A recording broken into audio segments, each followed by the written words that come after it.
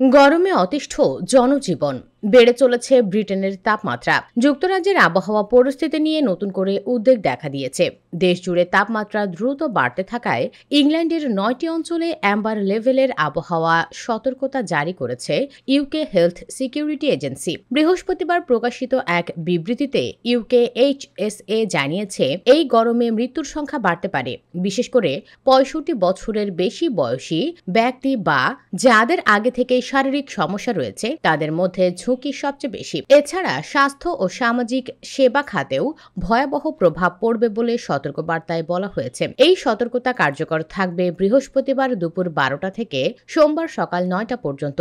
এই সময়ের মধ্যে দেশজুড়ে অস্বাভাবিক উচ্চ তাপমাত্রা অনুভূত হবে বলে পূর্বাভাসে জানানো হয়েছে। বিগত সপ্তাহে ব্রিটেনের সরকারি আবহাওয়া সংস্থা মেট অফিস জানায়, সপ্তাহান্তে যুক্তরাজ্যের কিছু অঞ্চলে তাপমাত্রা ৩০ ডিগ্রি সেলসিয়াস ছাড়িয়ে যাবে। হাম্বারসাইডে শনিবার তাপমাত্রা ৩৩ ডিগ্রি পর্যন্ত উঠতে পারে, যেখানে লন্ডনে তাপমাত্রা ৩০ ডিগ্রির বেশি হওয়ার আশঙ্কা রয়েছে। মেট অফিসের মতে, সাম্প্রতিক বছরগুলোর জলবায়ু পরিবর্তনের ধারা অনুযায়ী যুক্তরাজ্যে ভবিষ্যতে তাপমাত্রা ৪০ ডিগ্রি সেলসিয়াস ছাড়িয়ে যাওয়ার সম্ভাবনা রয়েছে, এমনকি ৪৫ ডিগ্রি সেলসিয়াস পর্যন্ত উঠতে পারে, যা অতীতের সব রেকর্ড ভেঙে দেবে। এর আগে ২০২২ সালের গ্রীষ্মে ইংল্যান্ডের লিঙ্কনশায়ারের কনিংসবি এলাকায় ৪০.৩ ডিগ্রি সেলসিয়াস তাপমাত্রা রেকর্ড করা হয়েছিল, যা এখনো পর্যন্ত যুক্তরাজ্যের সর্বোচ্চ।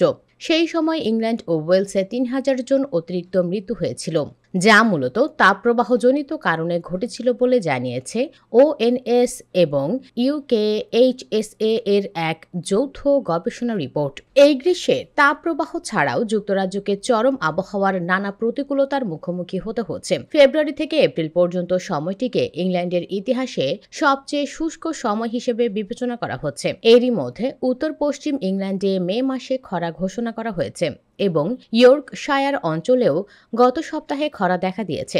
এছাড়াও দেশজুড়ে ওয়াইল্ড ফায়ার একটি ভয়াবহ সমস্যা হিসেবে দেখা দিয়েছে।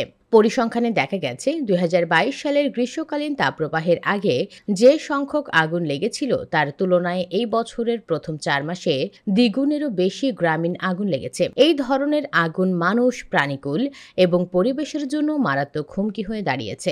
এই ভয়াবহ তাপপ্রবাহ থেকে সুরক্ষিত থাকতে ইউকেএইচএসএ বেশ কিছু পরামর্শ দিয়েছে নাগরিকদের জন্য।